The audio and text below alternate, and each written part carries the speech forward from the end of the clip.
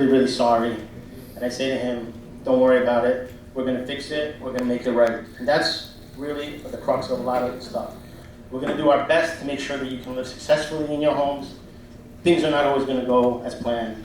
But when you have the right people working with you who care about you, you're going to be able to succeed. And I think that's really fundamental, and that's what we've seen that we want to work on. Statistically speaking, 7 out of 10 individuals with special needs still live at home. 65% of them looking for homes and or want gainful employment, want to live on their own independently, and are not able to do so. About a third of them, their parents are hoping that their children, their siblings, are going to be the ones that are going to take care of them later on in their lives. So definitely, this is something that we as a group, as a community, need to address. We need to think about, and we need to support. With that in mind, I think we've brought together quite a group of people who can talk about the current environment and where I believe my agency can fit a role in that environment. Diana will speak to that. The United Way folks are here talking about residents. Courtney, I don't know if Courtney's here yet, but Courtney will be speaking about it as well. And we'll introduce everyone as they go along. The agenda for today, we already did the coffee part, right? But I'm sure there's still more coffee. We can make tons of coffee, don't worry about it. In case you guys need to feel sleepy before lunch. After that, Abbe will speak. And then Diana will speak for us here at Tain & Gain. Followed by Courtney Davey, is Farrah here? Maria. Yeah, so Maria, not that. Then lunch. Errol will speak after lunch, which is a double-edged sword. You'll stay for lunch, but you may be sleeping. So, good choice, Errol. And then Tom and Patrick. Patrick is here. I'm assuming Tom hopefully will come and join us as well. With that, 1 minute ahead of schedule. Abby, where are you? Come on down. Thank you.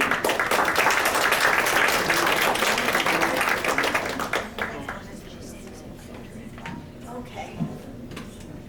Hi, everybody. Good morning. I put my stuff down. Okay. Did I just? You can go. Does this work? Yes. Good morning, everyone. My name is Abbe Greenberg, and I own Bright Path Consulting, which is a consulting practice for people with disabilities and their families.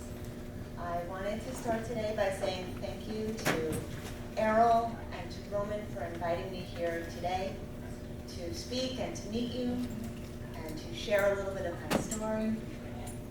I wanted to take a minute to thank some of Errol's team, who I've had a great opportunity to work closely with, some of whom are here today. Jennifer, Kay, Ross, and Arelis, wherever you are. Vivian. And Vivian. Support coordinators are an important component of the puzzle, and I just want to take a minute to extend my gratitude and thanks to them for all of their hard work on clients that we work with together. I want to make sure to thank DDD for so many reasons, which will come about in a few minutes when I talk about my story a bit. I will be thanking United Way for all of their amazing hard work, and to all of the families, some of whom are in this room who I've had the great privilege to work with, for trusting me with your important family business and for giving me an opportunity to learn and continue to grow and practice my work. So thank you, everybody. I'm very grateful to be called to speak for you today. I'm afraid I'm going to fall. Just a little bit closer. Oh, okay. I'm not accustomed to speaking into a microphone. All of my work happens in the little corner of my office where I work, so please bear with me. A little bit about my story. I am the younger sister of an older brother with a developmental disability, and that has been part of my life story ever since I remember being part of this world. I grew up much like any other kid in Teaneck, New Jersey, and had a fairly normal childhood, except for the fact that back then I was a little bit weird because I had a brother with a disability. That's pretty much what I remember about it. I went on and to college, and got a job, and did all of the things that young adults do when they graduate, and then finally just found myself in a social work type of job, which I loved, and which caused me to go and get my degree in social work. Right around the time that I graduated with my degree in social work, my brother's DDD services came into effect, which was about 1996. And that came with a congratulations letter and a pile about this thick of forms and books and forms in triplicate that needed to be filled out in order for us to avail himself of the help that was there for him. And my mother turned to me and said, graduate school is really expensive. You're a social worker now. Here you go. You're in charge of this file. So I wasn't going to say no to my mother. I took the paperwork and I began to make heads or tails of it. And that was way back when the DDD services for individuals came in a package called self-determination. And some of my peers from that time are in the room. When I became blessed by DDD to be his support broker through that self-determination program, unbeknownst to me, my name went on a list as a support broker throughout the state of New Jersey, and families began to contact me. And so I did that work for years and years and years. It was very part-time. I needed more full-time work, and I went to go work for a group home agency as a social worker and later as an associate director. And my job there was pretty much to look after the well-being of the 50 or so residents who lived in the group home. But my name was a little bit known, and families would come and call me and say, can you help me with my DDD application? At that time, there was no Medicaid. And can you help me get through my own application? And I would invite them into the office, and they would come in, and we would sit together and go through all of the application details and even appeals. And it was very gratifying until my boss took me aside and said, your job is actually to look after the 50 people that are in this agency. And it's really nice what you do, but you have to pick a lane. You have to either only focus on this 50, or you gotta hang out a shingle for everybody else. And it was a no-brainer for me on that very day. I said, I guess I'm hanging out a shingle.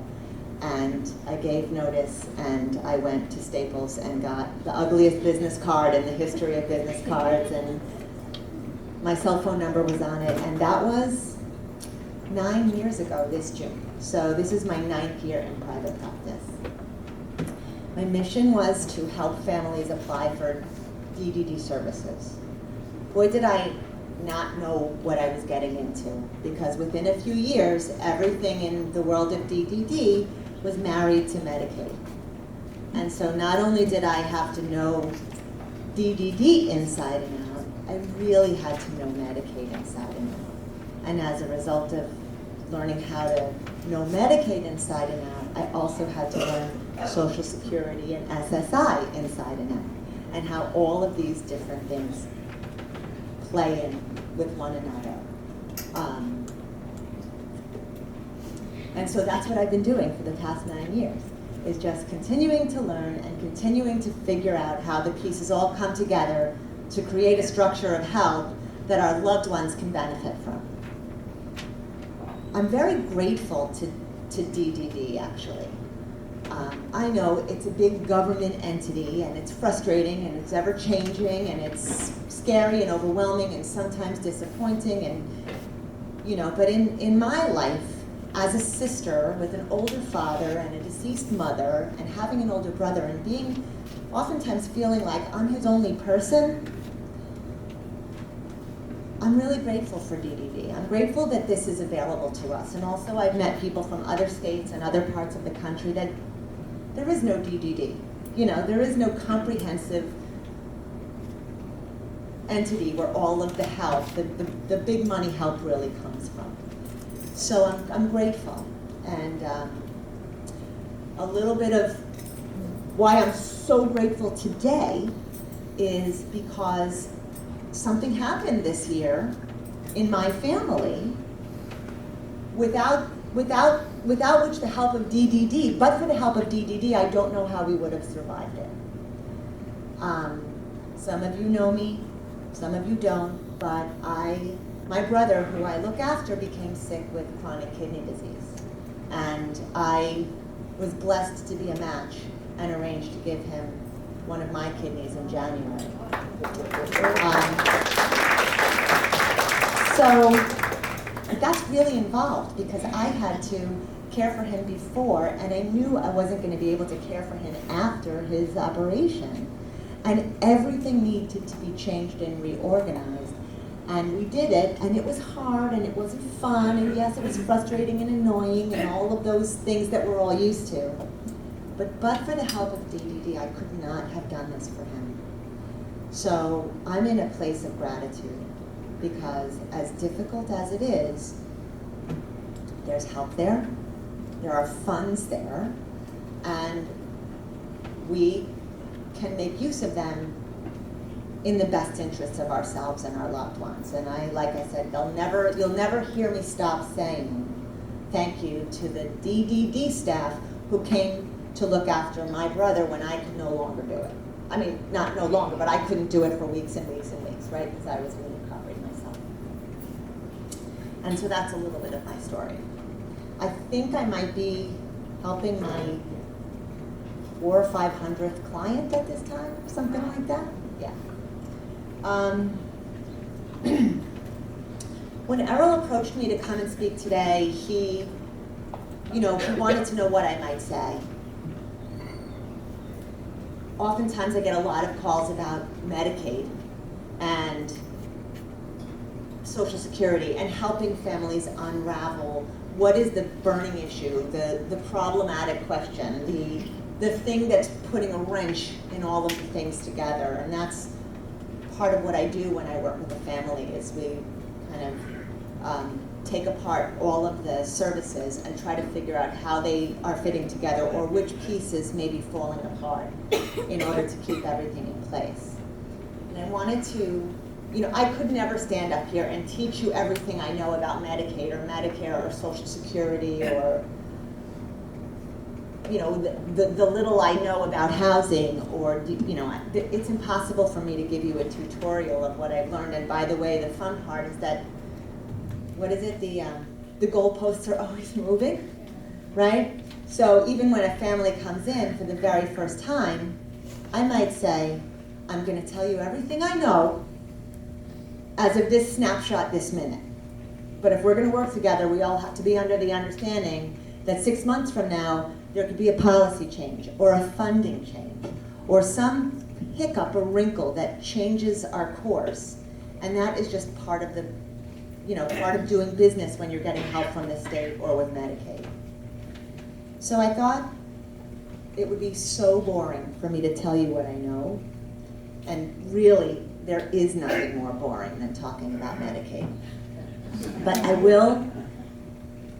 really wanted to come up with some sort of a message or a metaphor that might help anybody here as somebody who has figured out something that is successful in making things work. A lot of times when people are in my office, I use the metaphor of Jenga. You're putting something together and one piece falls out and the whole tower falls down. And that actually makes sense sometimes, but in Jenga, the tower always falls down. So I just don't really love that metaphor for today. And then I thought about a puzzle, because a lot of times people use puzzle pieces, navigating the systems and putting the puzzle pieces together too. And that's okay, because, it is a puzzle. But when you put together a puzzle, it's put together. You can glue it and frame it and put it on the wall, and it's the same puzzle, it's the same image, as long as you have it. That's not exactly accurate either to describe making these services work. So I thought maybe if we looked at it in terms of if we could all look at the help that we get in terms of a house and a home. And the way I would describe it, and I think this is very useful, is that Medicaid is the roof over our home, okay? Medicaid covers everything. Medicaid is the payer. The money comes from Medicaid. The health care, much of it comes from Medicaid. And anybody who's down on Medicaid, today's not the day, because they paid for every single drop of every single bill for that operation, both me and my brother. So maybe in a year I'll talk about Medicaid, but not today. The downside of Medicaid. But think of Medicaid as the roof, and I consider DDD like the support beams, okay?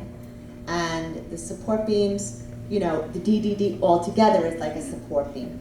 And you need it. You need the roof and you need the support beams as the foundational parts of your service structure.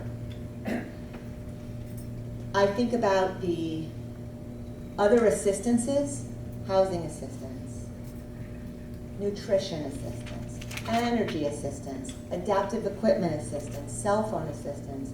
I think of those in terms, or I suggest you can maybe try to think of them in terms of your heating and your cooling and your things that make living there during difficult seasons a little bit more tolerable. Getting a little bit of energy assistance makes the sting of it is an unforgiving bill more tolerable. Getting some nutrition assistance or housing assistance takes the sting out of these bills that keep on coming and coming and coming, but they don't, they make it more comfortable. I think about the trusts and the estates and the lifetime documents as our homeowners insurance policy, which, protect the whole structure in the event